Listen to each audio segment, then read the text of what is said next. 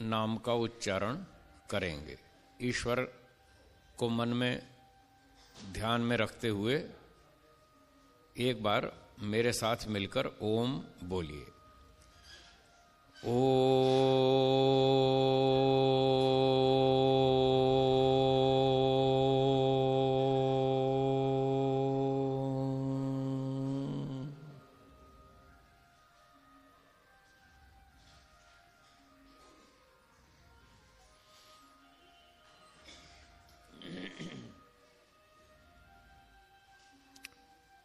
उपस्थित विद्वद्गण, धर्म प्रेमी सज्जनों, माताओं और बहनों,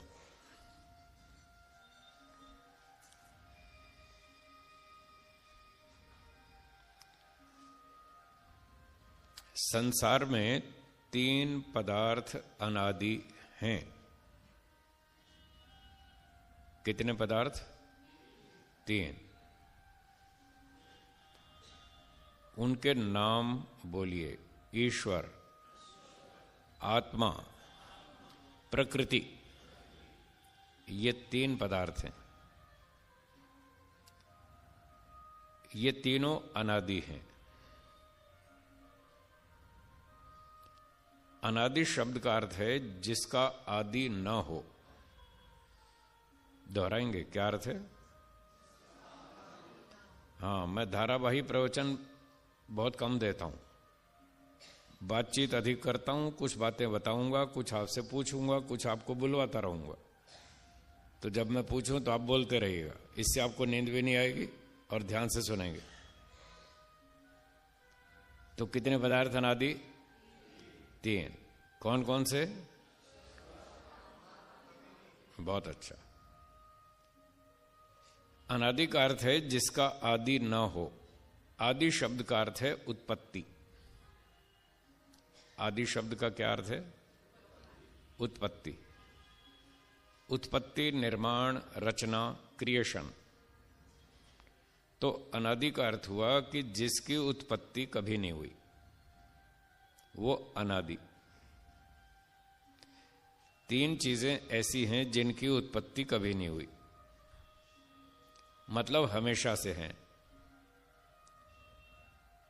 और कुछ मोटे मोटे नियम है, आप सब जानते हैं। जो वस्तु उत्पन्न होती है वो नष्ट भी होती है, हाँ या ना?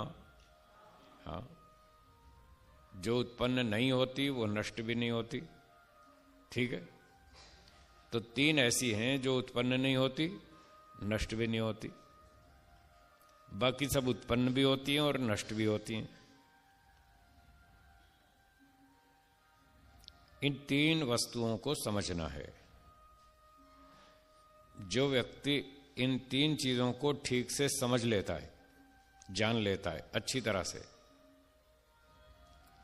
और उसके अनुसार अपना आचरण भी ठीक कर लेता है, वो व्यक्ति स्वयं भी सुखी हो जाएगा और दूसरों को भी सुख देगा। जो व्यक्ति इन 3 चीजों को ठीक से नहीं जानता, वो स्वयं दुखी रहेगा और दूसरों को दुख देगा। जब दूसरों को दुख देगा तो उसको दंड मिलेगा। क्या आप दंड भोगना चाहते हैं? हाँ या ना? नहीं चाहते। तो 3 चीजों को जानना पड़ेगा, और 3 चीजों को ठीक से जानकर अपना आचरण भी वैसा बनाना पड़ेगा। तब आपको दंड नहीं मिलेगा, इनाम मिलेगा, सुख मिलेगा, इस जन्म में भी और अगले जन्म में भी। इसलिए 3 चीजों को हम जानने की कोशिश करेंगे।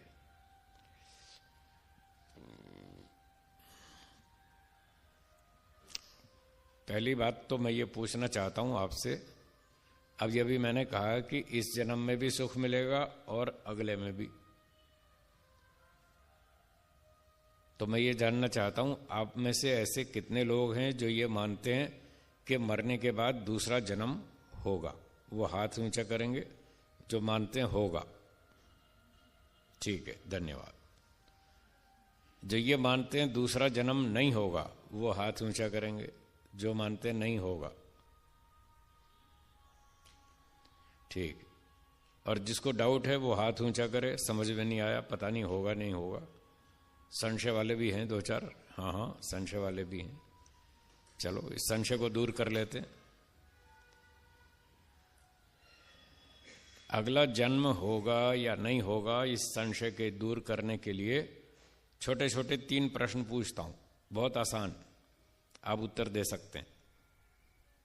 पहला प्रश्न मेरी ओर से, आपको मनुष्य का शरीर मिला, ये मुफ्त में मिला है या कर्मों का फल है? कर्मों का फल है। ठीक, आपका उत्तर ठीक है। दूसरा प्रश्न, कर्म पहले किया जाए फल बाद में दिया जाए, ये नियम ठीक है या फल पहले दिया जाए कर्म बाद में किया जाए? कर्म पहले किया जाए फल बाद में दिया जाए, ये नियम ठीक है। तो 2 बात आपने बताई, दोनों ठीक बताई। मैं दोहरा देता हूं, आप याद कर लीजिए। पहली बात आपने कही कि ये शरीर मुफ्त में नहीं मिला, ये कर्मों का फल है, ठीक। दूसरी कही कि कर्म पहले करेंगे फल बाद में मिलेगा। अब तीसरा सवाल, आपको पैदा होते ही फल मिल गया,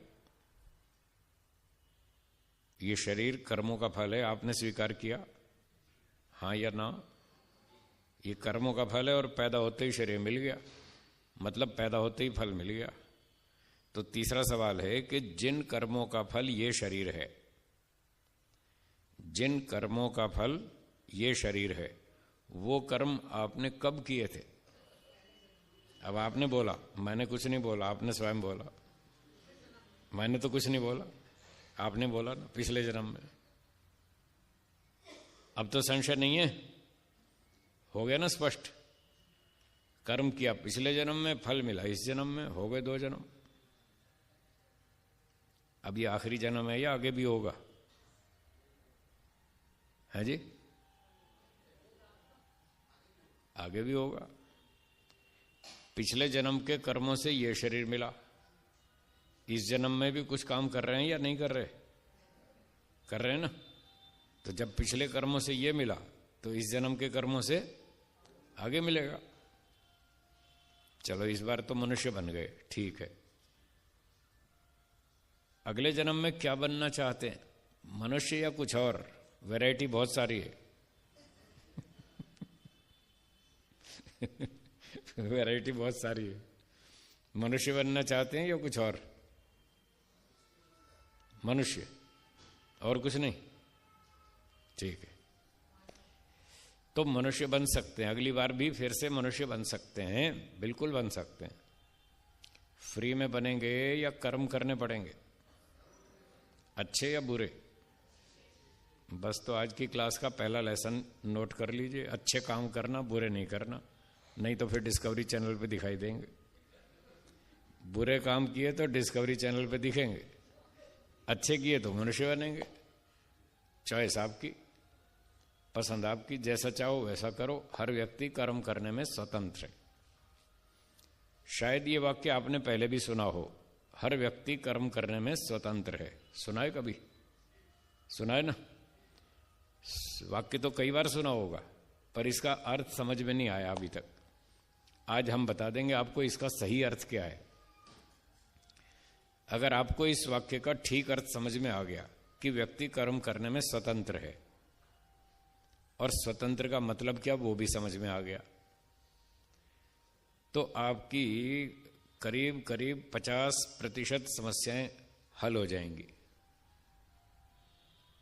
इस एक वाक्य को समझने से 50% समस्या हल हो जाएगी आपकी। हैं? हाँ, वो तो नियम है, 10वें नियम, 9वें 10वें नियम में सब स्वतंत्र हैं। पर स्वतंत्र का मतलब नहीं समझते लोग। आज उसका मतलब समझेंगे कि स्वतंत्र का मतलब क्या होता है। स्वतंत्र शब्द में 2 बातें सम्मिलित हैं, 2 चीजों को मिलाकर स्वतंत्रता कहलाती है। पहली बात, हर व्यक्ति अपनी बुद्धि से काम करता है। क्या बोला? दोहराइए। हर आदमी अपनी अकल से जी रहा है, अपनी अकल से जीता है और जीना चाहता है। जो बात उसको ठीक लगती है उस काम को करता है, जो ठीक नहीं लगती उसको नहीं करता है। उसकी जैसी बुद्धि है वो वैसा करेगा। हाँ या ना? आप भी ऐसे ही करते होंगे, हाँ या ना? आप 100% दूसरे व्यक्ति की अकल से जी सकते हैं? नहीं जी सकते। सब अपनी अपनी अकल से जीते, जो उनको ठीक लगता है वो करते हैं। चाहे वो काम ठीक हो चाहे गलत हो, जो भी हो वो बाद की बात है, पर उसको ठीक लगता है इसलिए वो कर रहा है। तो जो बात हमको अच्छी लगती है, जो काम हमको अच्छा लगता है, जो हमको समझ में आता है वो हम करते हैं। आप भी ऐसे ही करते हैं, दुनिया सारी ऐसे करती है। और दूसरी बात क्या सम्मिलित है स्वतंत्र में? अपनी इच्छा से काम करना। बोलिए, आप अपनी इच्छा से जी रहे हैं या दूसरे की इच्छा से? हाँ, ये स्वतंत्रता है। अपनी अकल से काम करते हैं, अपनी इच्छा से काम करते हैं, ये स्वतंत्रता है। क्या 100% दूसरे की अकल से जी सकते हैं? 100% दूसरे की इच्छा से जी सकते हैं? बस यही स्वतंत्रता है। जब आप स्वतंत्र है तो दूसरा भी। फिर चाहे बेटा हो चाहे बेटी हो, सास हो या बहू हो, देरानी हो जेठानी हो, पड़ोसी हो, दोस्त हो, दुश्मन हो, कोई भी हो, हर व्यक्ति स्वतंत्र है। वो अपनी इच्छा से जी रहा है और अपनी अकल से जी रहा है। इस बात को लोग नहीं समझते कि हर व्यक्ति अपनी इच्छा से और अपनी बुद्धि से जीता है। इस बात को नहीं समझ रहे। यही स्वतंत्र शब्द का अर्थ है। और जब इस बात को नहीं समझते तो फिर दुखी होते हैं। कैसे दुखी होते हैं? सुनिए, जब आपका बेटा, बेटी, पड़ोसी, दोस्त, व्यापारी, ग्राहक, कोई भी व्यक्ति हो जिसका आपके साथ संपर्क है, संबंध है, लेन देन है, व्यवहार है, उठना बैठना है, मिलना जुलना है, वो व्यक्ति, दूसरा व्यक्ति जब भी कोई काम करता है तो आपके सामने तो आता ही है, भाई ये काम कर रहा है, ये व्यक्ति ऐसा करता है, ये ऐसा करता है। आता है नहीं? सामने आता है ना। जब दूसरे व्यक्ति का कार्य आपके सामने आता है तो आप उस पर विचार करते हैं, ये ऐसा जो कर रहा है ये ठीक है या गलत है। ठीक गलत की भी परवाह नहीं करते। आप ये सोचते हैं ये मेरे अनुकूल है या नहीं है, ऐसा सोचते हैं या नहीं? मान लो एक व्यक्ति शराब पीता है, उसको शराब पीना अच्छा लगता है, और जो भी उसके संपर्क में आता है वो उसको चेक करता है ये शराब पीता है या नहीं पीता। अगर पीता है तो उससे दोस्ती बन जाएगी। हाँ, ये भी अपने जैसा है, भाई आवाज थोड़ी कम रखें, कम रखें, बढ़ाओ मत। ठीक चल रही थी आवाज, बढ़ाओ मत। ओम, बस ठीक है, ठीक है, ठीक है, अब नहीं छेड़ना। तो एक व्यक्ति शराब पीता है तो संपर्क में आने वाले लोगों को चेक करता है ये शराब पीता है या नहीं पीता है। अच्छा, वैसे शराब पीना ठीक है या गलत है? गलत है। फिर भी वो पीता है, जानते हुए भी पीता है, और पीते हुए भी अपने आप को ठीक मानता है। ये और नई मुसीबत। दारू पीता है फिर भी कहता मैं ठीक हूं, और जो नहीं पीता वो उस पर गुस्सा करता है, ये शराब क्यों नहीं पीता है, ये बेवकूफ है, ये बैकवर्ड है, उसको खराब समझता है। हाँ या ना? तो ये मनोविज्ञान की बात समझ लीजिए अच्छी तरह से कि जो व्यक्ति जैसा भी है, चाहे वो शराब पीता है, सिगरेट पीता है, अंडे मांस खाता है, गाली देता है, बकवास करता है, टाइम पर सोता है, नहीं सोता है, जल्दी सोता है, देर से सोता है, व्यायाम करता है, नहीं करता है, जो भी कुछ करता है वो दूसरे व्यक्ति को चेक करता है कि दूसरा व्यक्ति मेरे जैसा है या नहीं है। अब दूसरा व्यक्ति शराब नहीं पीता है, वो पीता है, दूसरा नहीं पीता है, तो उसके मन में प्रश्न होता है ये शराब क्यों नहीं पीता है? होता है या नहीं? क्योंकि वो उसके अनुकूल नहीं कर रहा है, इसलिए उसके मन में सवाल आता है ये ऐसा क्यों नहीं करता है, इसको भी ऐसा करना चाहिए। ये तो मैंने एक नेगेटिव एग्जाम्पल दिया। अब दूसरा पॉजिटिव एग्जाम्पल। मान लीजिए एक व्यक्ति हवन करता है, यज्ञ करता है। आप में से कुछ लोग करते भी होंगे, करते हैं? कौन कौन हवन करते हैं? हाँ, बहुत अच्छा, यहाँ तो बहुत सारे लोग हैं। अच्छा, आप हवन करते हैं और जो आपका पड़ोसी हवन नहीं करता है, आप हवन करते हैं, आपका बेटा नहीं करता है, तो आपके मन में सवाल उठता है ये हवन क्यों नहीं करता है? आप उसको अपने जैसा देखना चाहते हैं, हाँ या ना, और वो ऐसा नहीं करता है तो आपको गुस्सा आता है, ये ऐसा क्यों नहीं करता है, इसको भी करना चाहिए। वो आपकी अकल से जिएगा, हाँ या ना? है जी? वो अपनी अकल से जिएगा, आपकी अकल से नहीं। आपको तो समझ में आई कि हवन करना अच्छा है, उसको समझ में नहीं आई, वो नहीं करता है, आप क्यों दुखी हो रहे? तो आपके मन में एक सवाल आता है, ये ऐसा क्यों नहीं करता है? आप हवन करते हैं, आपका बेटा नहीं करता, बेटी नहीं करती, बहू नहीं करती, कोई दोस्त नहीं करता, नहीं करता तो आपको गुस्सा आता है, ये हवन क्यों नहीं करता? आपने 4 बार समझा लिया, भाई तू हवन किया कर, उसकी समझ में नहीं आया। अगर उसकी समझ में नहीं आया तो क्या वो करेगा? है जी? नहीं करेगा। समझ में आना चाहिए तो करेगा, और आप समझा नहीं पाए उसको, वो नहीं करेगा। आप दुखी मत हो, इस दुख से आप बच सकते हैं। आपका बेटा हवन नहीं करता, आपकी बेटी हवन नहीं करती, आपकी बहू हवन नहीं करती, आपका दोस्त हवन नहीं करता, वो हवन नहीं करता और दुखी आप हो रहे। वो अपनी अकल से जी रहा है, आप खामखा दुखी हो रहे। आप इस दुख से बच सकते हैं, अपनी अविद्या से दुखी हो रहे। जैसे आप अपनी इच्छा से जी रहे। अच्छा चलो मैं आपको एक काम बताता हूं और वो आपकी समझ में नहीं आया, आप करेंगे? है जी? और आप करते नहीं और मैं दुखी होता रहूं, ये करते ही नहीं, तो क्या मेरी समझदारी है मैं दुखी होता रहूं? मैं दुखी नहीं होता, मैं तो पढ़ा देता हूं, समझा देता हूं, फिर कोई करे तो करे, ना करे वो जाने, मैं दुखी नहीं होता। आपको भी ऐसा करना है, आप पढ़ा दो, समझा दो अपने बेटे को, बहू को, जिसको भी समझा दो, समझता है तो ठीक है, करता है तो ठीक है, नहीं करता ना सही, आप दुखी मत हो। पर इस बात से व्यक्ति दुखी रहता है, ये हवन क्यों नहीं करता, ये रात को जल्दी क्यों नहीं सोता। इसको 6 बार समझा लिया कि जल्दी सोया करो, सुबह जल्दी उठा करो, व्यायाम करो, हवन करो, ध्यान करो, स्वाध्याय करो, सत्संग करो, आर्य समाज में जाओ, अच्छी पुस्तक पढ़ो। इसको अच्छे सारे काम बता दिए, वो करता नहीं। आप क्यों कर रहे हैं? आपको समझ में आया इसलिए कर रहे हैं, उसको समझ में नहीं आया इसलिए नहीं करता। सीधी बात है, क्यों खामखा दुखी हो रहे? तो ये जो प्रश्न उठता है कि ऐसा क्यों नहीं करता, उस दुख से आप बच सकते हैं। आपको अपनी सोचने का ढंग ठीक करना है। तो जो भी काम आप अपने मित्रों से, साथियों से, बच्चों से करवाना चाहते हैं, वो कब करेंगे? जब उनकी समझ में आएगा। आप भी तो तब से करने लगे जब से आपको समझ में आया। जब आपको समझ में नहीं आता था तो आप भी नहीं करते थे, जब समझ में आया तो आपने शुरू कर दिया।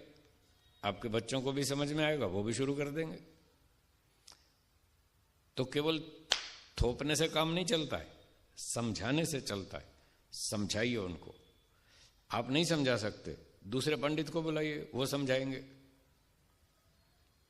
आप अपने बच्चे को फिजिक्स की ट्यूशन नहीं पढ़ा सकते, तब क्या करते हैं? टीचर बुलाते हैं ना, ट्यूशन वाला बुलाते हैं या नहीं? फिजिक्स नहीं पढ़ा सकते, फिजिक्स का टीचर बुलाते हैं। केमिस्ट्री नहीं पढ़ा सकते, केमिस्ट्री का टीचर बुलाते हैं। इंग्लिश नहीं पढ़ा सकते, इंग्लिश का टीचर बुलाते हैं। उससे रिक्वेस्ट करते हैं, भाई हमारे बच्चे को इंग्लिश पढ़ा दो, इसको कंप्यूटर सिखा दो, इसको ये चीज़ सिखा दो। जब आप और सारे काम के लिए दूसरे टीचर बुलाते हैं, उनसे ट्यूशन रखते हैं, तो धर्म कर्म सिखाने के लिए पंडित को क्यों नहीं बुलाते? वो टीचर है, आपके बच्चों को सिखा देगा, आपका काम हो जाएगा। तो ये समझ कर चलें, जब तक वो नहीं सीखेंगे, नहीं समझेंगे, तब तक वो नहीं करेंगे। आपने बता दिया इतने से नहीं करेंगे। ये कंपनी वाले सारा दिन टेलीविजन में ऐड करते हैं, अपनी अपनी वस्तु का विज्ञापन करते हैं, हाँ या ना? क्या सब लोग उनकी वस्तु खरीदते? नहीं खरीदते। वॉशिंग पाउडर निरमा, दूध की सफेदी निरमा से आए, सारा दिन बोलते हो, फिर सब लोग तो निरमा नहीं खरीदते। जिसकी समझ में आता है वो खरीदते, जिसके नहीं आता वो नहीं खरीदते। तो क्या कंपनी वाले दुखी होते कि हमारा माल नहीं खरीदते? क्या कंपनी वाले दुखी होते हैं जी? नहीं होते। आप क्यों दुखी हो रहे हैं? तो दुखी होने के लिए पैदा नहीं हुए। हम दुखी होने के लिए संसार में नहीं आए, अच्छी तरह सुख से जीने के लिए आए। तो जो आपकी बात नहीं मानता उस पर दुखी ना हो, समझाने की कोशिश करें। आप समझाएं, कोई और समझाए, कोई एक्सपर्ट व्यक्ति समझाए, जिसके पास समझाने की कला हो, आर्ट हो। ये समझाना एक बहुत बड़ी कला है। जो इस कला को जानता है वो दूसरे व्यक्ति को समझा देता है, और उसकी समझ में आएगा तो वो काम शुरू कर देगा। तो पहली शर्त है कि दूसरा व्यक्ति आपकी बात तब मानेगा जब उसको समझ में आए, पहली शर्त। और दूसरी शर्त, समझ में आ गया, उसके बाद भी उसकी इच्छा नहीं है करने की, तो भी नहीं करेगा। आपने अच्छी तरह समझा दिया, रात को जल्दी सोना चाहिए, सुबह जल्दी उठना चाहिए, जल्दी सोने से ये फायदे और जल्दी उठने से ये फायदे। कैसे समझाएं? लीजिए उसकी टेक्निक बता रहा हूं। जो भी काम आप बच्चों से या दूसरों से किसी से भी करवाना चाहते हैं, उस काम को करने के क्या फायदे, क्या लाभ, ये समझाइए। जब तक लाभ नहीं समझाएंगे उसको वो चीज समझ में नहीं आएगी। वो पूछेगा मैं क्यों करूं? क्यों करूं का उत्तर है इसलिए करो क्योंकि इससे फायदा है, इससे ये लाभ है, ये लाभ है, ये लाभ है। 8-10 लिस्ट बनाओ, 8-10 फायदे की लिस्ट बनाओ और उसको पढ़ने को दो और उससे कहो कि रोज 2 बार ये लिस्ट पढ़नी है 2 महीने तक। हवन करने से क्या फायदे, एक लिस्ट बनाइए जिसमें 8-10 फायदे लिखे, और अपने बच्चों को कहिए रोज 2 बार ये लिस्ट पढ़नी है, सुबह शाम। कितने दिन? 2 महीना, मिनिमम 2 महीना। हाँ, 2 महीने तक रोज सुबह शाम वो लिस्ट पढ़नी है। 1 महीने में कितने दिन है जी? 1 महीने में 30 दिन, और 2 महीने में 60 दिन। और रोज 2 बार पढ़ें तो कितनी बार हुआ? जो 120 बार पढ़ेगा कि हवन करने से ये फायदा है, उसके सर में बैठेगी नहीं? बैठ जाएगी ना। जब सर में बैठ जाएगी, दिमाग में आ जाएगी कि इससे ये फायदा है, फायदा समझ में आ गया तो करेगा। ये तरीका, ये टेक्निक है। ये टेक्निक अप्लाई करो और फिर देखो उसकी समझ में आएगा तो वो शुरू करेगा। और समझ में आने के बाद भी यदि उसकी इच्छा नहीं है तो फिर वो नहीं करेगा। इच्छा भी होनी चाहिए, समझ में भी आना चाहिए और इच्छा भी होनी चाहिए। पर अधिकतर लोगों को जब वो ठीक ठीक समझ में आ जाता है तो इच्छा हो जाती है। अगर ठीक समझ में आ गया तो इच्छा पैदा हो जाएगी, गारंटी है। और समझ में आ गया फिर भी इच्छा नहीं हुई तो इसका अर्थ है अभी पूरा समझ में नहीं आया, ठीक से समझ में नहीं आया, थोड़ा थोड़ा आया, अभी और समझने की जरूरत है। जब वो ठीक से पूरा समझ में आ जाएगा फिर जरूर करेगा, फिर इच्छा पैदा हो जाएगी और फिर वो उस व्यक्ति उस काम को करेगा। तो एक बात से लोग इस बात से दुखी हैं कि ऐसा क्यों नहीं करता। हम हवन करते हैं और हम चाहते हैं ये भी हवन करे, वो हवन क्यों नहीं करता, इस बात से दुखी। ये व्यायाम क्यों नहीं करता है, ये जल्दी क्यों नहीं सोता, जल्दी क्यों नहीं उठता, स्वाध्याय क्यों नहीं करता, अच्छे काम क्यों नहीं करता, इस बात से दुखी हैं लोग। और दूसरी बात, जो काम आपको पसंद नहीं है और आप नहीं करते और पड़ोसी करता है, दूसरा व्यक्ति करता है, तब उसको देखकर दूसरा प्रश्न उठता है कि ऐसा क्यों करता है। आप शराब नहीं पीते और वो पीता है, आपको पसंद नहीं है तो आपको गुस्सा आता है, ये शराब क्यों पीता है, इसको भी नहीं पीनी चाहिए। फिर आपकी इच्छा से बंद थोड़ी कर देगा वो, कर देगा है जी? नहीं करेगा। ये गुस्सा क्यों करता है, आप नहीं करते, आपको पसंद नहीं गुस्सा करना, वो करता है तो आपको गुस्सा आता है। इसी बात पे गुस्सा आता है कि ये गुस्सा क्यों करता है इसी बात पे गुस्सा आता है कि ये गुस्सा क्यों करता है, ये झूठ क्यों बोलता है, ये छल कपट क्यों करता है, ये निंदा चुगली क्यों करता है, क्योंकि आपको पसंद नहीं है और वो करता है। अब आपको पसंद नहीं है तो वो आपकी पसंद से थोड़ी जिएगा। किसकी पसंद से जिएगा? अपनी पसंद से। बस यही तो स्वतंत्रता है। वो अपनी पसंद से जिएगा, अपनी इच्छा से जिएगा, अपनी अकल से जिएगा। आपकी इच्छा से नहीं जिएगा, आपकी अकल से नहीं जिएगा। तो इस सिद्धांत को दिमाग में बिठाएं। व्यक्ति कर्म करने में स्वतंत्र है। बोलिए, ठीक है? तो वो जो भी करेगा आप उस पर दुखी ना हो। आपके अनुकूल करता है तो ठीक है, फिर तो आप दुखी क्यों होंगे जब आपके अनुकूल काम कर रहा है तो।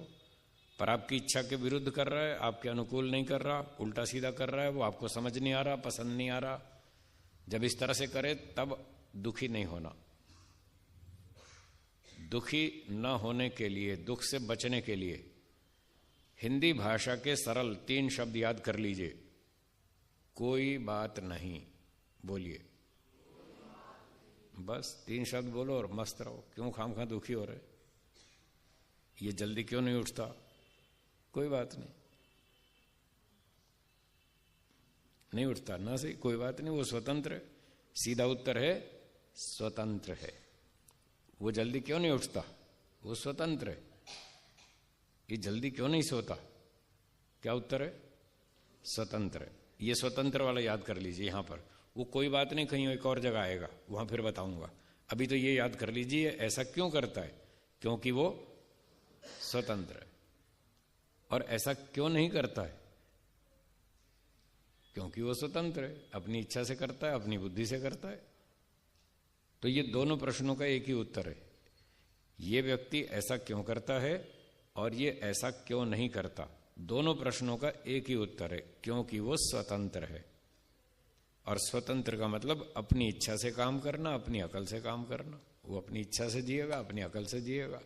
अगर आप उसको मोल्ड करना चाहते हैं तो उसकी बुद्धि को ठीक करो, उसकी बुद्धि को मोल्ड करो, उसकी इच्छा को मोल्ड करो। अगर हो गई तो वो कर लेगा, आपकी बात मान लेगा। नहीं कर पाए तो नहीं।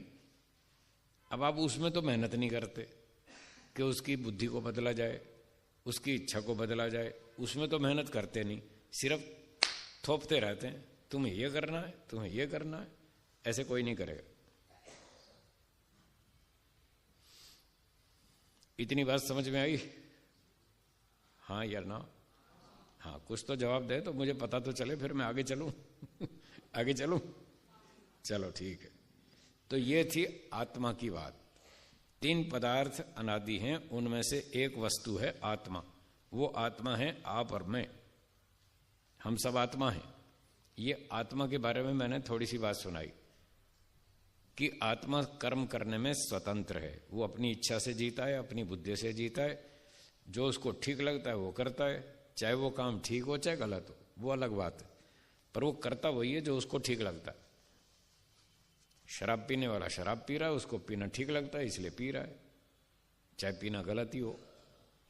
झूठ बोलना ठीक है या गलत? फिर लोग झूठ बोलते हैं या नहीं? बोलना चाहिए। फिर क्यों बोलते हैं? स्वतंत्र है, उनको अच्छा लगता है, उनको ठीक लगता है, उनको फायदा लगता है, इसलिए बोलते हैं। ये उत्तर है। तो सब जगह पर ये उत्तर याद रख लें। वो झूठ क्यों बोलता है? उसको अच्छा लगता है इसलिए बोलता है। वो चोरी क्यों करता है? रिश्वत क्यों लेता है? क्या ये रिश्वत लेने वाले पढ़े लिखे नहीं है या पढ़े लिखे हैं?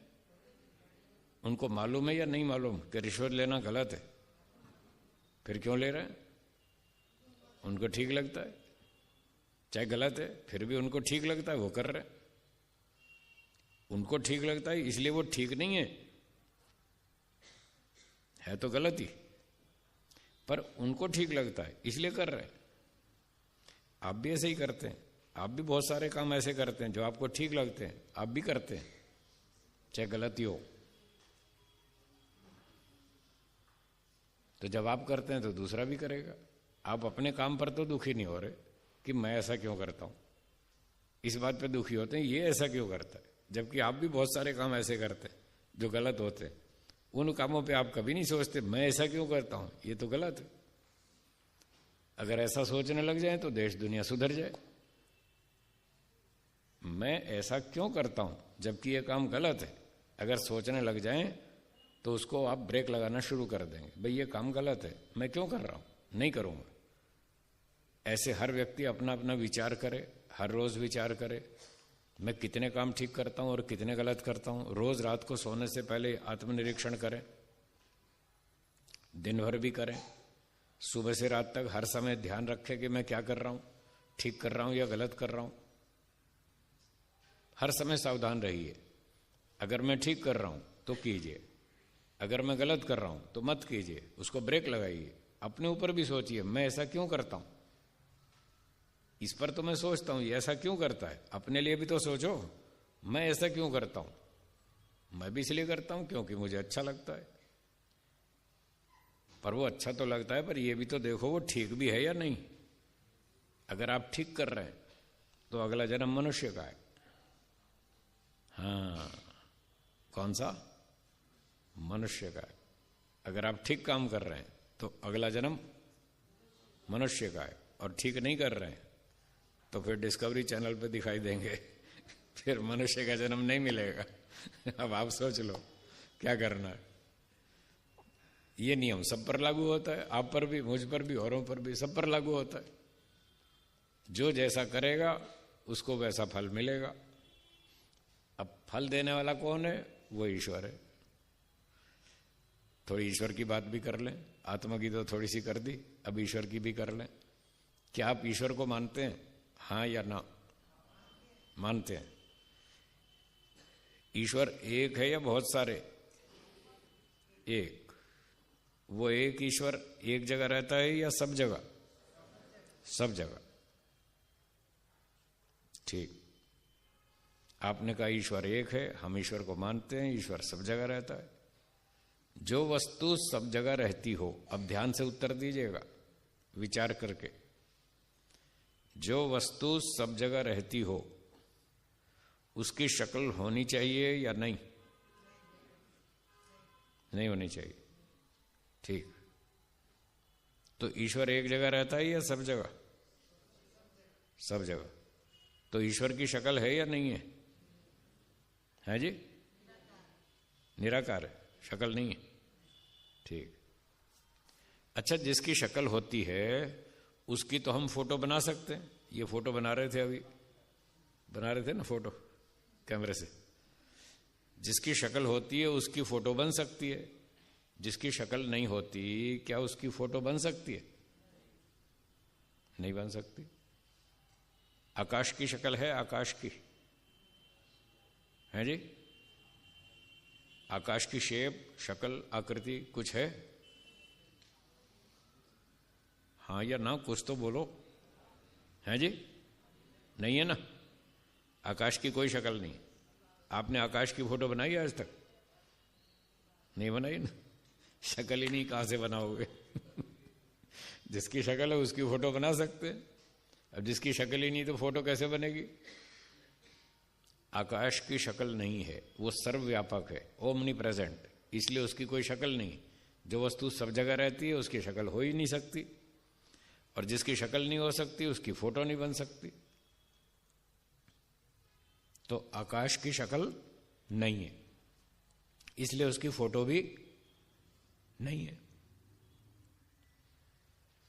अच्छा, ईश्वर की शक्ल है जी? नहीं है। तो क्या ईश्वर की फोटो बन सकती है?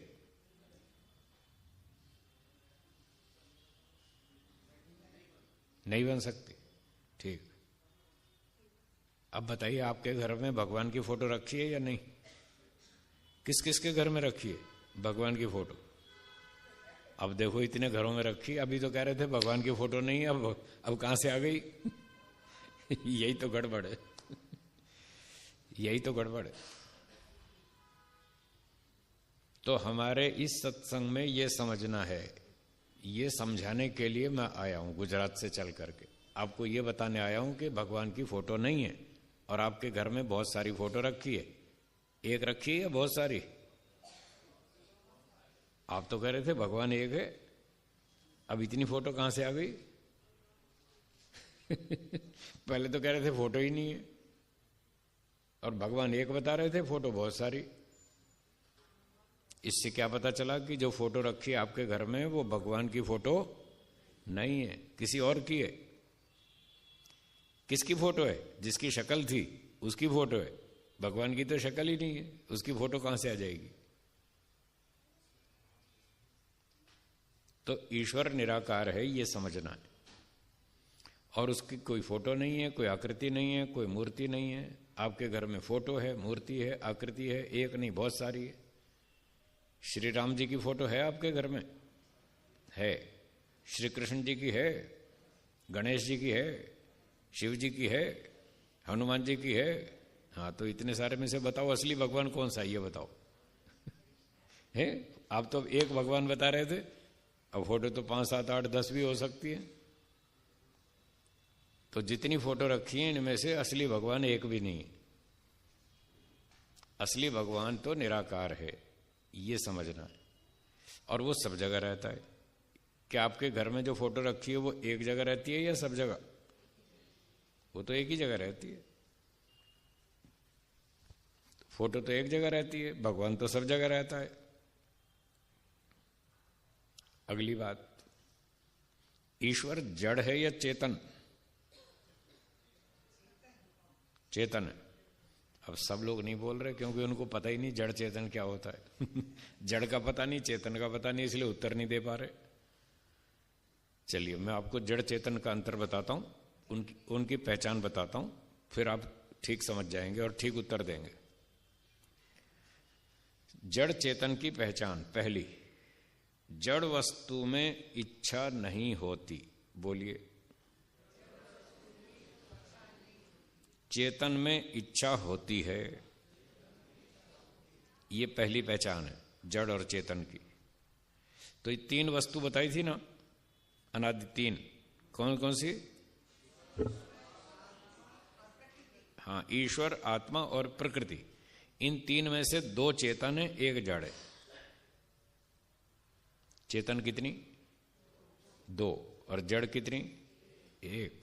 ईश्वर चेतन है, आत्मा चेतन है, प्रकृति जड़ है। ये बात समझ लीजिए। ये दीवार, पंखे, radio, computer, TV, car, motor गाड़ी, ये सब जड़ पदार्थ हैं। क्यों जड़ हैं? इनमें इच्छा नहीं है।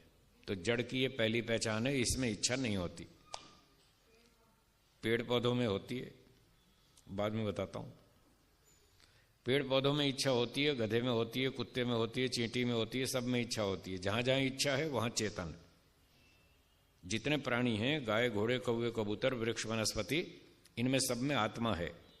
ये जो चेतन है वो आत्मा है। और ईश्वर तो एक ही है, आत्माएं बहुत सारी हैं। यहां भी बहुत सारी आत्माएं हैं। आप और हम सब आत्माएं हैं। हम सब चेतन हैं, हमारे अंदर इच्छा है। आपके अंदर इच्छा है या नहीं है? है ना? थोड़ी है, ज्यादा? यही तो समस्या है। यही तो समस्या है, ढेर सारी इच्छाएं पाल रखी है। यही तो गड़बड़ है। ये जो ढेर सारी इच्छाएं मन में बिठा रखी है ना, ये क्या गड़बड़ करती है? ये दुख देती है। क्या देती है? दुनिया दुखी है या नहीं है? है ना? उसका यही कारण है।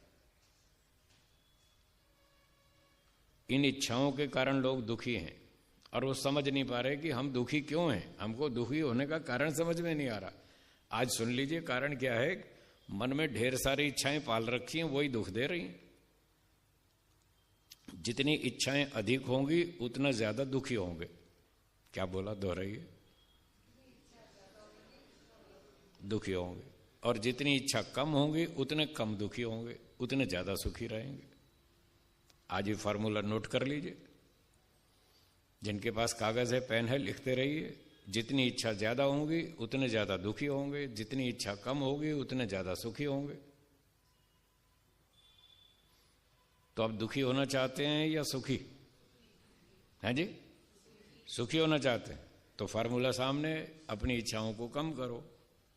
दोहराइए, क्या बोला? रिड्यूस योर डिजायर्स, अपनी इच्छाओं को कम करें। जितनी कम करेंगे उतने ज्यादा सुखी रहेंगे। एक होती है डिजायर, इच्छा, और एक और इससे मिलती जुलती चीज है, वो है उम्मीद, आशा, एक्सपेक्टेशन, अंग्रेजी में एक्सपेक्टेशन। आप अपने मित्रों से, भाइयों से, बंधुओं से, रिश्तेदारों से एक्सपेक्टेशन रखते हैं या नहीं रखते? रखते हैं ना? थोड़ी या ज्यादा? हाँ, जो कम रखते हैं वो सुखी है, जो ज्यादा रखते हैं वो दुखी है। तो जैसी इच्छाएं वैसी एक्सपेक्टेशन, ये दोनों चीजें मिलती जुलती हैं। और जितनी इच्छाएं और आशाएं अधिक रखेंगे, दूसरे लोगों से उम्मीद ज्यादा रखेंगे, उतने ज्यादा दुखी होंगे। जितनी इच्छाएं कम रखेंगे, जितनी एक्सपेक्टेशंस कम रखेंगे, उतने ज्यादा सुखी होंगे। अब ये दोनों फार्मूले याद कर लें। अगर सुखी होना हो तो अपनी इच्छाओं और उम्मीदों को कम करें, जितना संभव हो उतना कम करें।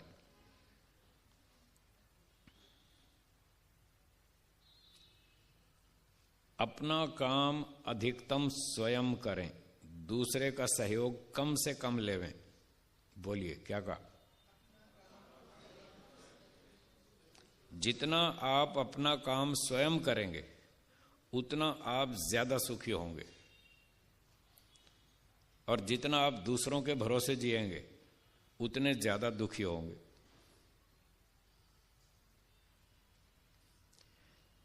आपका काम हो गया, काम तो हो गया, लेकिन आपका मन पसंद नहीं हुआ। आपने नौकर से कहा भाई ये कपड़े धो देना, उसने कपड़े ठीक से नहीं धोए। फिर कहा प्रेस कर देना, प्रेस भी ठीक से नहीं किए। वो आपका मन पसंद नहीं हुआ तो आपको सुख होगा? नहीं होगा। जब आपका मनपसंद काम करे, जैसा आप चाहते हैं वैसा करे, तब तो सुख होगा। और वो आपका मनपसंद नहीं किया तो आपको सुख नहीं होगा।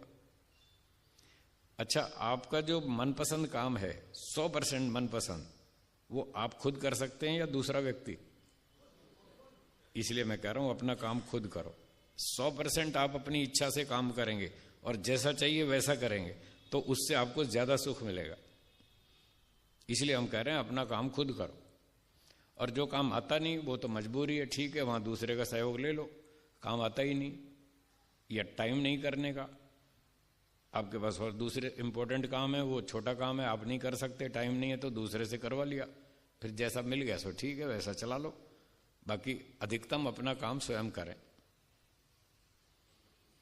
तो ये छोटे छोटे फॉर्मूले हैं जिससे कि आप बहुत सुखी हो सकते हैं। तो बात चल रही थी जड़ चेतन की। जड़ वस्तु में इच्छा होती है, नहीं होती? नहीं होती। और चेतन में इच्छा होती है।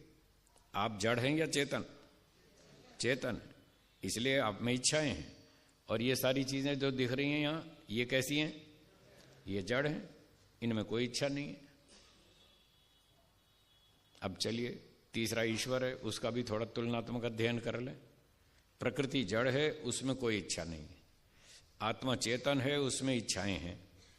जिसमें कम इच्छाएं हैं वो ज्यादा सुखी है, जिसमें ज्यादा इच्छाएं हैं वो ज्यादा दुखी है। तो हमें सुखी होने के लिए इच्छाओं को कम करना चाहिए, जितना हो सके उतना कम करें।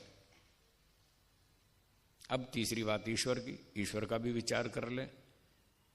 ईश्वर जड़ है या चेतन? चेतन। तो ईश्वर में इच्छा है या नहीं है? है जी? है। ईश्वर में क्या इच्छा है? होगी तो बताओ ना कौन सी है। मैं वही तो पूछ रहा हूं, कौन सी इच्छा है? एग्जाम्पल दीजिए। अब आपने मैथमेटिक्स के फार्मूले से है तो बोल दिया, चेतन है तो इच्छा होगी। ये तो मैथ्स का फार्मूला है, क्योंकि चेतन की पहचान है इच्छा। अब एग्जाम्पल समझ नहीं आ रहा कि ईश्वर में कौन सी इच्छा है।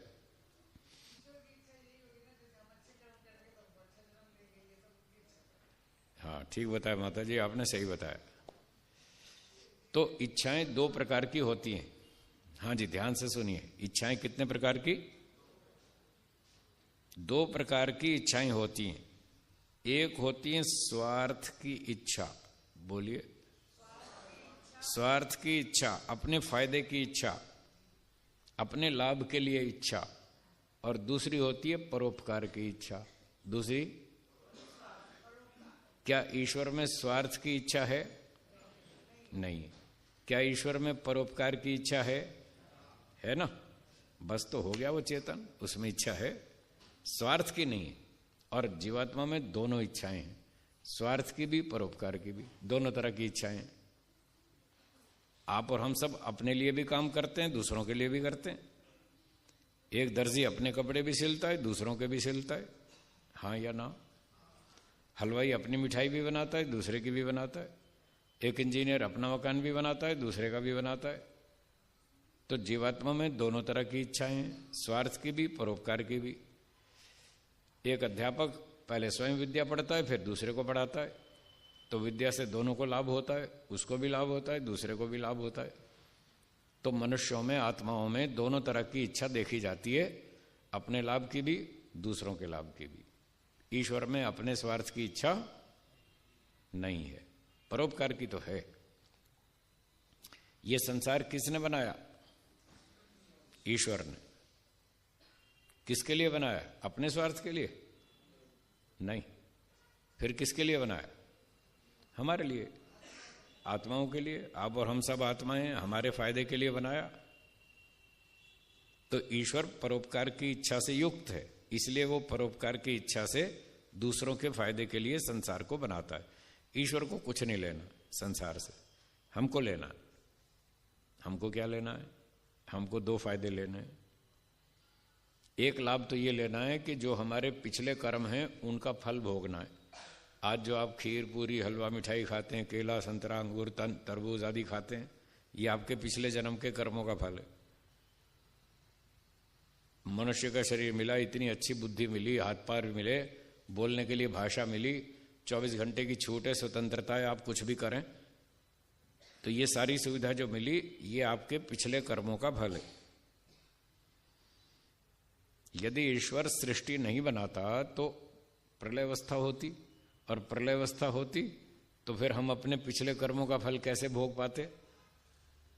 इसलिए ईश्वर ने हमारे पिछले सृष्टि के कर्मों का फल देने के लिए यह संसार बनाया। तो एक प्रयोजन ये था, एक उद्देश्य ये था कि हम अपने पिछले कर्मों का फल भोग लें जो अब चल रहा है। और दूसरा प्रयोजन ये था कि अब हम अच्छे काम करें, अधिक से अधिक अच्छे काम करें, 100% अच्छे काम करें, जानबूझकर एक भी गड़बड़ नहीं करें, 100% अच्छे काम करें, निष्काम कर्म करें और जन्म मरण से छूट के मोक्ष में जाएं। इस पर्पज से संसार बनाया ईश्वर ने, हमारे फायदे के लिए। हमको मोक्ष चाहिए, ईश्वर को कुछ नहीं चाहिए। ईश्वर को कोई स्वार्थ नहीं, वो नहीं बनाएगा तो भी उसको कोई नुकसान नहीं। संसार नहीं बनाया ईश्वर ने तो उसको कोई नुकसान नहीं है, हमको नुकसान है। ना हम पिछले कर्मों का फल भोग पाएंगे और ना आगे मोक्ष प्राप्त कर पाएंगे। तो हमारे फायदे के लिए ईश्वर ने परोपकार की भावना से ये संसार बनाया, उसमें परोपकार की इच्छा है।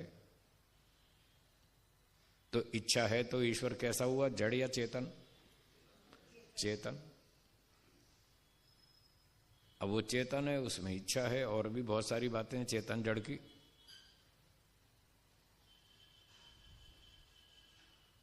थोड़ी सी और सुनाता हूं, फिर शंका समाधान शुरू करेंगे। आज थोड़ा लेट हुआ ना कार्यक्रम, थोड़ी सी 2-4-5 मिनट और बताता हूं। तो ईश्वर में इच्छा है, ईश्वर चेतन है। आत्मा में इच्छा है, आत्मा चेतन है। प्रकृति में इच्छा नहीं है, प्रकृति जड़ है। जो बेसिक मटेरियल इस संसार का जो मूल द्रव्य है उसका नाम है प्रकृति। वो अनादि है, वो उत्पन्न नहीं हुई। उस प्रकृति से ये संसार उत्पन्न हुआ। सूर्य, चंद्रमा, तारे, पर्वत, नदियां, समुद्र, तरह तरह के लोक लोकांतर, बड़ी बड़ी आकाश गंगाएं, धातुएं, खनिज पदार्थ, पेट्रोलियम पदार्थ, सोना, चांदी, रोटी, कपड़ा, मकान, ये सब चीजें पैदा हुई। ये सारी प्रकृति से बनी हुई वस्तुएं हैं।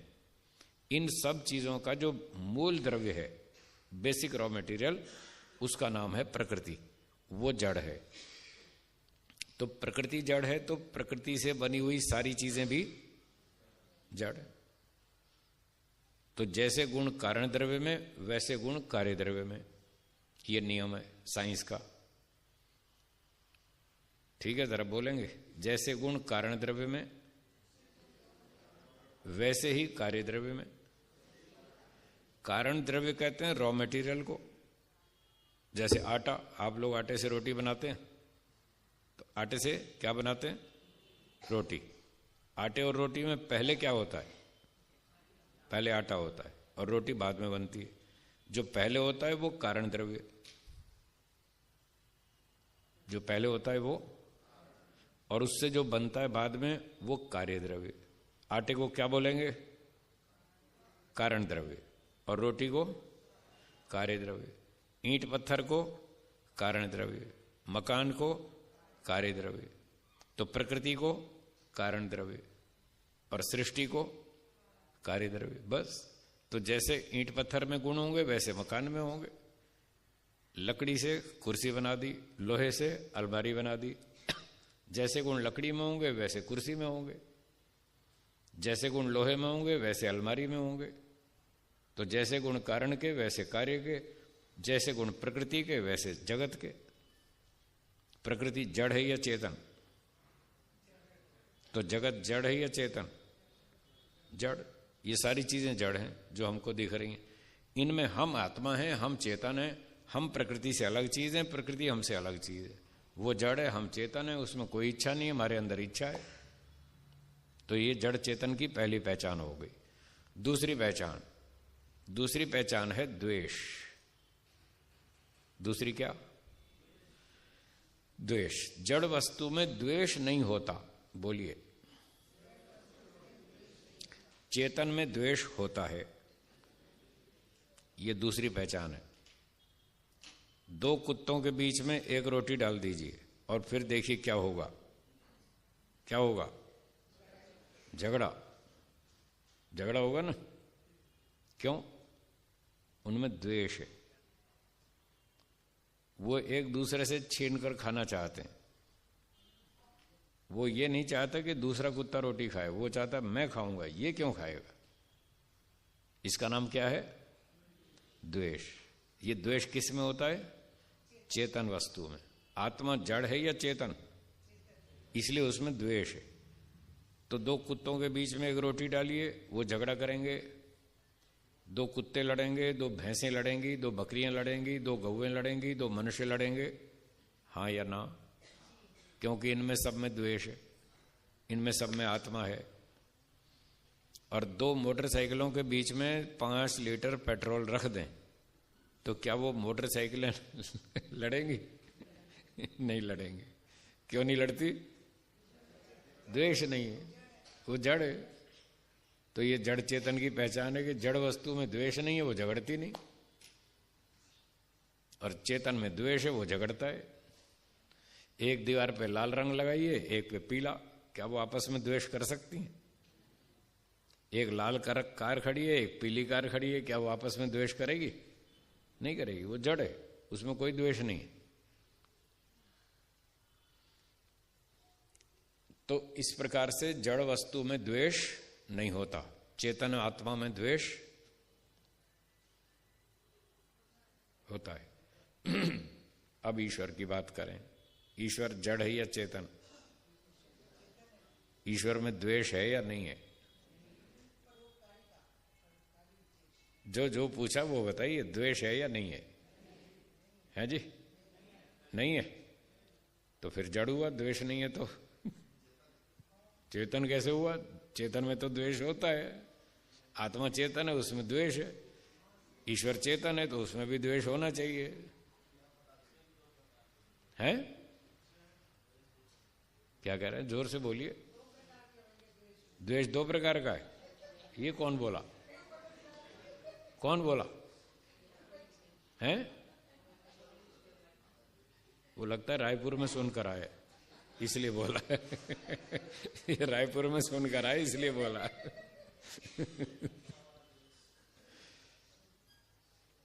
तो आपने सही बोला। द्वेष भी 2 प्रकार का है। जैसे इच्छा 2 प्रकार की है, ऐसे द्वेष भी दो प्रकार का। एक द्वेष ऐसा है जो दुखदायक है। कैसा है? दुखदायक। और दूसरा द्वेष ऐसा है जो दुखदायक नहीं है। द्वेष तो है पर वो दुखदायक नहीं है।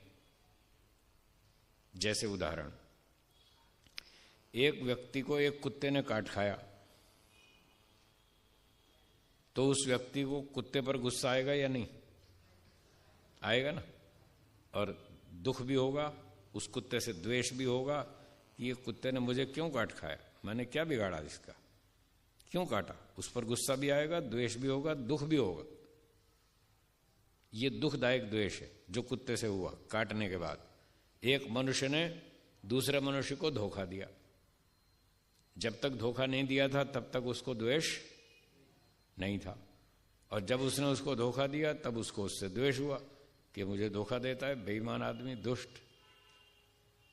तो ये जो उस मनुष्य ने धोखा दिया और उससे द्वेष हुआ, ये द्वेष दुखदायक है। ये उदाहरण समझ में आया? दुखदायक द्वेष। एक दूसरा द्वेष होता है, वो दुखदायक नहीं होता, द्वेष तो होता है। वो द्वेष क्या होता है? पहले द्वेष की परिभाषा समझ लें, फिर ये दूसरा समझ में आएगा, नहीं तो आएगा ही नहीं। पहले परिभाषा समझ लें। द्वेष की परिभाषा समझने से पहले इच्छा की परिभाषा समझ लें तो द्वेष समझ में आएगा, क्योंकि ये दोनों एंटी एलिमेंट्स हैं, आपस में विरोधी तत्व हैं, इच्छा और द्वेष। ये तो आप मानते हैं ना, इच्छा और द्वेष आपस में विरोधी हैं, ये तो समझ में आ रहा है। तो इच्छा किसे कहते हैं? मुझे ये वस्तु चाहिए।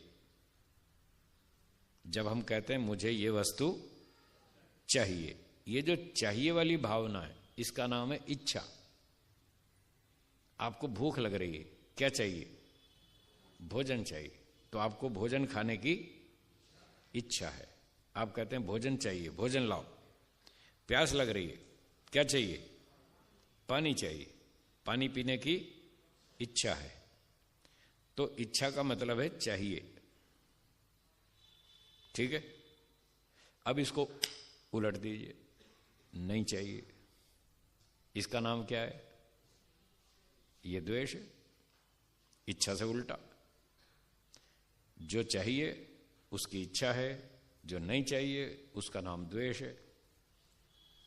तो कुत्ते ने आपको काट खाया, क्या आप चाहते थे कुत्ता काट खाए? नहीं चाहते थे ना, नहीं काटना, नहीं चाहिए, इसका नाम द्वेष है। पर कुत्ते ने ऐसा काटा कि आपको दुखी कर दिया, परेशान कर दिया, इसलिए आपको दुखदायक द्वेष हो गया। ये तो दुख देने वाला द्वेष था। अब दूसरा द्वेष ऐसा है जो दुख नहीं देता, पर द्वेष तो है, क्योंकि द्वेष की परिभाषा लागू हो रही है, नहीं चाहिए। उसका उदाहरण है, आपको किसी ने भोजन के लिए बुलाया अपने घर पे और आप चले गए भोजन खाने। कोई आपका मित्र था, संबंधी था मान लीजिए, तो उसके यहाँ भोजन खाने गए। उसने कई चीज़ें बना रखी थी भोजन में, दाल, सब्जी, रोटी, पुलाव, कढ़ी, खिचड़ी, खीर, अचार, कई चीज़ें थी, और उसने सारी रख दी थाली में, लो जी खाओ। खीर भी रख दी, अचार भी रख दिया, दोनों आइटम रख दी। आप एक ही भोजन में दोनों आइटम एक साथ खाएंगे? खीर भी और अचार भी नहीं खाएंगे ना। क्या खाएंगे? क्या खाएंगे बोलिए? खीर खाएंगे। अचार तो रोज ही खाते हैं, खीर तो कभी कभी मिलती है तो खीर खाएंगे, अचार क्यों खाएंगे? जिसको अचार पसंद है वो अचार खाएगा, खीर को निकाल देगा। जिसको खीर पसंद है वो खीर खाएगा और अचार को हटा देगा। तो जो आपने खा लिया उसकी इच्छा है, और जो आपने छोड़ दिया वो द्वेष है। खीर अच्छी लगती है, खीर की इच्छा है, तो आप खीर खा लेंगे और आज के भोजन में अचार को निकाल देंगे। आज भोजन में अचार नहीं खाना है, ये द्वेष है। पर ये द्वेष दुखदायक नहीं है। द्वेष तो है, आपने कहा अचार नहीं चाहिए, नहीं चाहिए, यही तो द्वेष है। आज नहीं चाहिए, ऐसा नहीं कि आगे भी नहीं चाहिए, आगे तो खा लेंगे। जिस दिन खीर नहीं होगी उस दिन अचार खाएंगे छोड़ेंगे थोड़ी, क्योंकि उसकी भी इच्छा है, खीर की भी इच्छा है, अचार की भी इच्छा है, पर दोनों एक साथ खा नहीं सकते, विरुद्ध भोजन है, वो हानि करता है। इसलिए हम एक खा लेंगे, एक छोड़ देंगे। तो जिस दिन अचार छोड़ दिया उस दिन अचार से द्वेष है, पर ये दुखदायक नहीं है। तो दो तरह का द्वेष हो गया। जीवात्मा में दोनों तरह का द्वेष है। कभी कुत्ता काट खाए तो उससे दुखदायक द्वेष हो जाता है, और कभी अचार हटा दे तो बिना दुख वाला भी, वो भी द्वेष है। अब इतनी भूमिका सुनने के बाद अब बताइए, ईश्वर जड़ है या चेतन? चेतन है तो ईश्वर में द्वेष होना चाहिए या नहीं होना चाहिए? अब देखें कौन उत्तर देगा। होना चाहिए या नहीं है? नहीं होना चाहिए।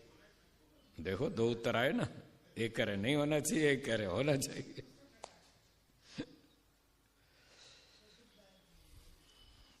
तो दोनों उत्तर ठीक हैं। दो प्रकार का द्वेष है, दो में से एक द्वेष ईश्वर में नहीं है और दूसरा वाला है। कौन सा नहीं है? दुख देने वाला। ईश्वर को कोई गाली दे, ईश्वर पे झूठा आरोप लगाए, ईश्वर को बदनाम करे, तो क्या ईश्वर दुखी होता है? नहीं होता।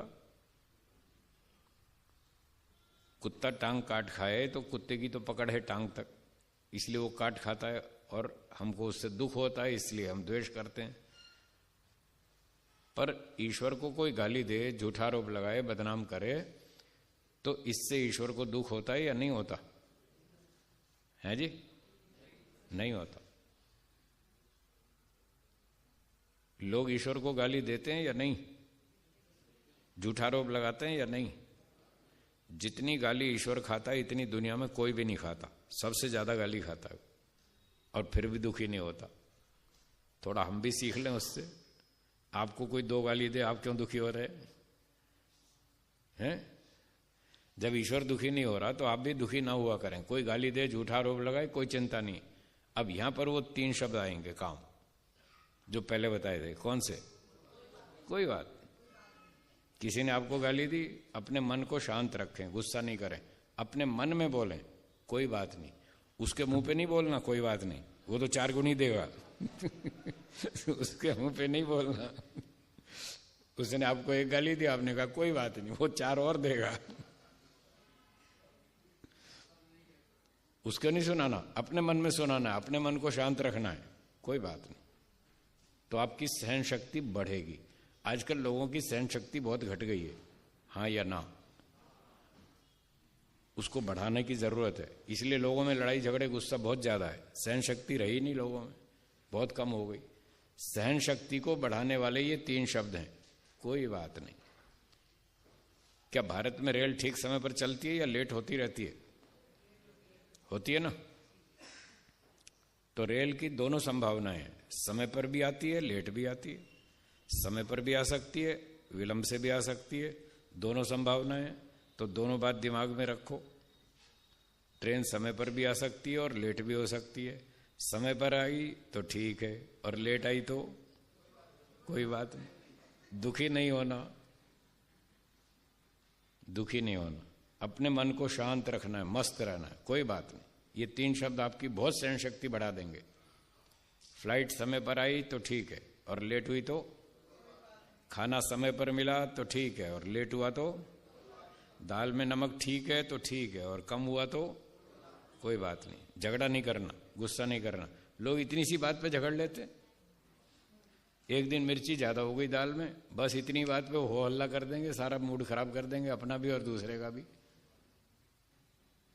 अरे भाई इंसान है, थोड़ा ऊंचा नीचा हो जाता है, इसमें क्या क्या मुसीबत आ रही है? इतना क्यों शोर मचा रहे हो? थोड़ी मिर्ची ज्यादा हो गई तो अपने शांत रहो, मन में बोलो कोई बात नहीं, इसका और कोई रास्ता ढूंढ लेंगे, कोई और सॉल्यूशन कर लेंगे।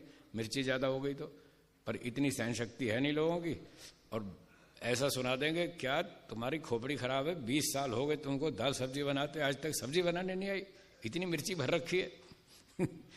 इतनी सी बात पे झगड़ा कर लेंगे, अपना मूड खराब, दूसरे का भी। तो अपने घर गृहस्थी में शांति से जीना है, झगड़ा नहीं करना, प्रेम से रहना है, गुस्सा नहीं करना, मन को शांत रखना है। मिर्ची ज्यादा हो गई तो अपने मन में बोलो कोई बात नहीं, उनको बता दो पकाने वालों को, जी आज भोजन बहुत अच्छा बनाया आपने, थोड़ी सी मिर्ची ज्यादा थी, बस खाना बहुत अच्छा है, ऐसे बोलो ना, सामने वाले का मूड भी ठीक रहे। अब वो 2 घंटा 3 घंटा रसोई में मेहनत करते हैं खाना पकाने वाले, हाँ या ना, और आपने एक सेंटेंस में सारा पानी फेर दिया। इतनी मेहनत करी 3 घंटे, आपने एक झगड़े वो 1 सेकंड में सारा पानी फेर दिया, ये ठीक नहीं। तो कभी जब मिर्ची ज्यादा हो तो बताना चाहिए, बताने में आपत्ति नहीं है, पर जरा ढंग से बताएं, इस तरह से बताएं आपका भोजन बहुत अच्छा था, थोड़ी सी मिर्ची ज्यादा थी, तो अगली बार थोड़ी कम कर दें, 20% कम कर दें, 25% कम कर दें, बस इतना बता दो, बात खत्म हो गई। अब इसका क्या करें जो मिर्ची ज्यादा है, इसमें 4 चम्मच दही डालो, खा लो, बस बात बैलेंस बराबर हो जाएगा। थोड़ी दही डाल लो, थोड़ा घी डाल लो, हो गई बात, और ऊपर से 2 पीस मिठाई के खा लो, आपको मिठाई खाने का भी मौका लग जाएगा। मिर्ची खाई, थोड़ी मिठाई भी खाओ, बैलेंस बराबर, हाँ या ना। तो देखो बढ़िया फार्मूले बता दिए आपको। झगड़ा नहीं करना, प्रेम से रहना है, द्वेष नहीं करना, गुस्सा नहीं करना, अपने मन को शांत रखना है। ये संसार है, यहां ऊंचा नीचा होता रहता है। ठीक हो गया तो ठीक है, और थोड़ा इधर उधर हुआ तो कोई बात नहीं।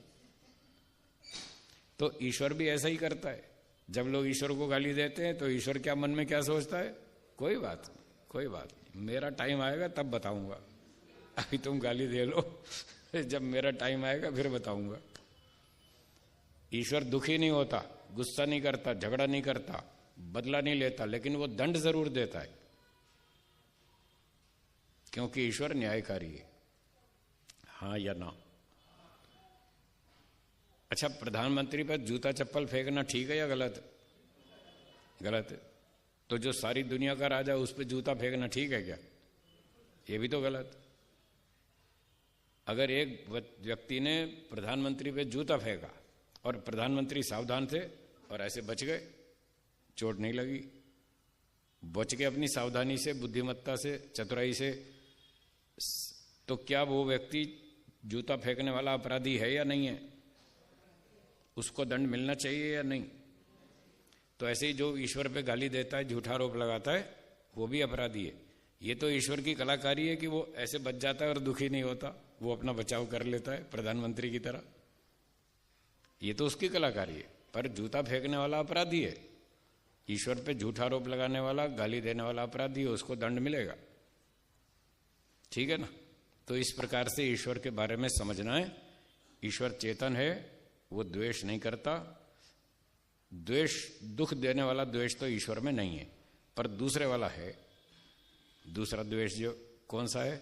जो द्वेष तो है पर वो दुख नहीं देता। तो द्वेष का अर्थ बताया था, ये चीज पसंद नहीं है, ये नहीं होना चाहिए, ये हटाओ इसको, ये नहीं होना चाहिए, इसका नाम है द्वेष। अब बताइए ईश्वर में कैसा द्वेष है? क्या ईश्वर चाहता है लोग झूठ बोलें? है जी, लोग झूठ बोलें, क्या ये बात ईश्वर को पसंद है? लोग चोरी करें, ईश्वर को पसंद है? लोग घोटाले करें, ईश्वर को पसंद है?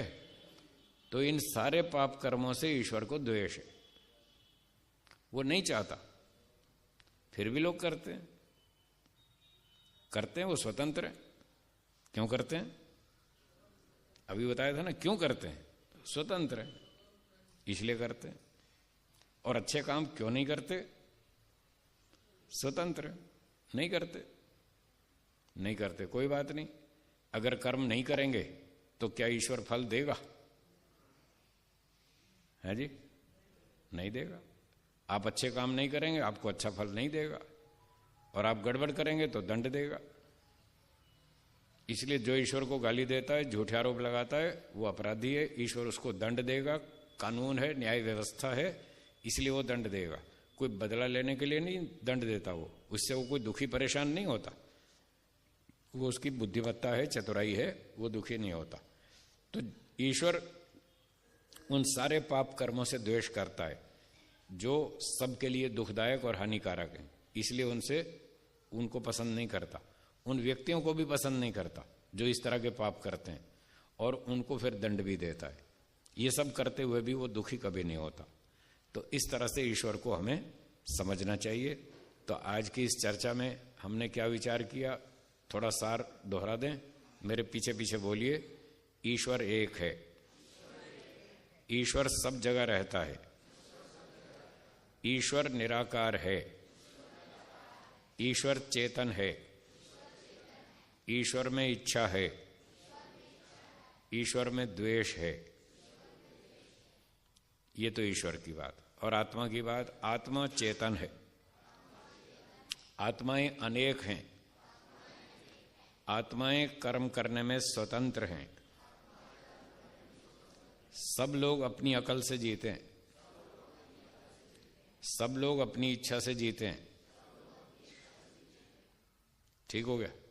और तीसरा प्रकृति, प्रकृति जड़ पदार्थ है, प्रकृति में कोई इच्छा नहीं है, प्रकृति में कोई द्वेष नहीं है,